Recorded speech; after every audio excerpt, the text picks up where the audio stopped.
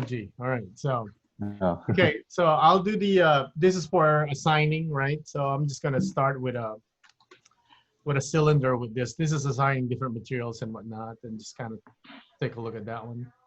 Okay. Stuff we pretty much have covered, but just want to make sure that it's covered right here. So I'm going to go with 16. I'm going to just create the Dr. Seuss Cat in the Hat. Okay. So I will make this one a little bit taller. Okay, and then just kind of make it a little bit, well, it's pretty much straight, but I want it tapered a little bit. Maybe a little bit taller right here. Okay, and then for the bottom, I will just extrude the lines. Okay, so I will actually delete this one here because we're not going to see the bottom. Delete that face. Select all this here and then just simply extrude and scale it.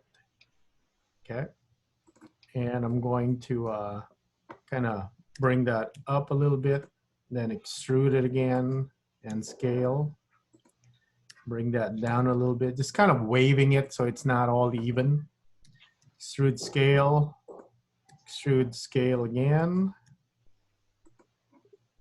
Maybe I should hide that thing so you could see the, and maybe go up on this one a little bit. Okay, just sort of we got kind of divisions. And then over here, I'm gonna go and subdivide it. I don't know, maybe that much. For the top, I'm gonna inset maybe multiple times as well, kind of like that, okay? So what I want to do with this is go to look dev right here, give it a texture, okay? Rule of thumb is when it comes to texture and you want it to have multiple color and whatnot, you apply one that will cover the most, or at least even half and half. You don't want to be selecting the parts and apply single color to that one, then select the rest, okay? So I'm just going to apply the base color, make that super bright right there, and then give it a little sheen, all right? And we're going to call this one white color, just so that we can start naming these things, get into the habit of having multiple ones. I'm going to call this one red color. All right, so for the white one, roughness super high, want to make kind of fabric. The red color, gonna make that kind of shiny, so roughness. Then right here, I will go every other one. So I'm going to do Alt, Shift, click, middle line, like an alternate. Okay, red color, assign, and voila. Maybe that's too And kind of you give shiny. it a slight tilt so it can be like the Raver hat. For sure.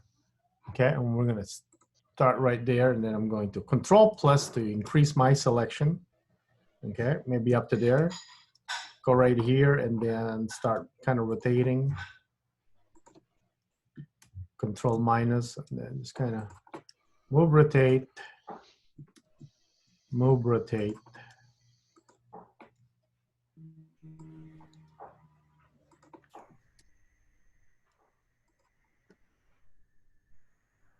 All right, right there.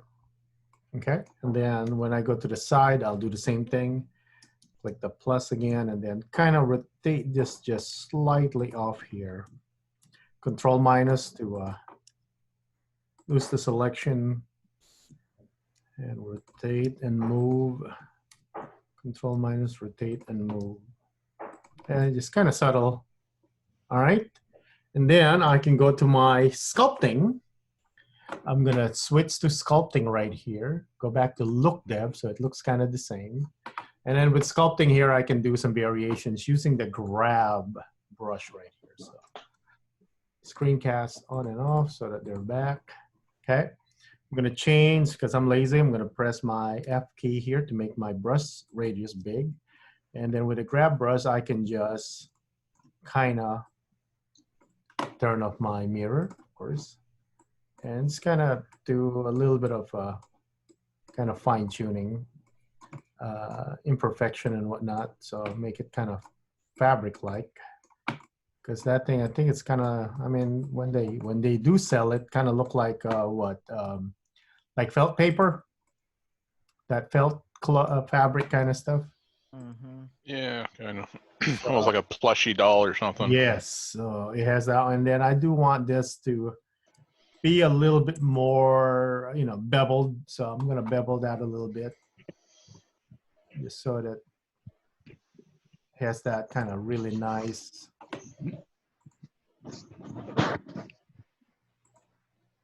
There we go. Maybe one more. And I will do the same thing for the bottom one right here.